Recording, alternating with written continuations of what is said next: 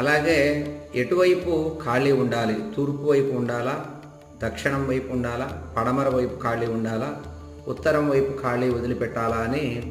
అనేక మంది ప్రశ్నలు అడుగుతూ ఉంటారు. అయితే మనకి వాస్తు శాస్త్రం తూర్పు, దక్షిణం, పడమర, ఉత్తరం 4 దిక్కులకి కూడా ఒక మనిషి తిరిగే అంత ఖాళీ గ్రౌండ్ ఫ్లోర్లో కావచ్చు, ఫస్ట్ ఫ్లోర్లో కావచ్చు, సెకండ్లో కావచ్చు,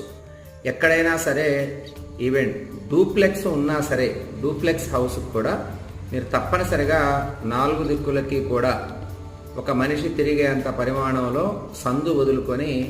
గృహ నిర్మాణాలు చేసుకోవటం వాస్తు సమ్మతమైనటువంటి విధానం అని గుర్తించాలి. ఇప్పుడు చాలామంది ఇల్లు అంతా కట్టుకొని గృహప్రవేశం చేసుకొని కొద్ది రోజుల తర్వాత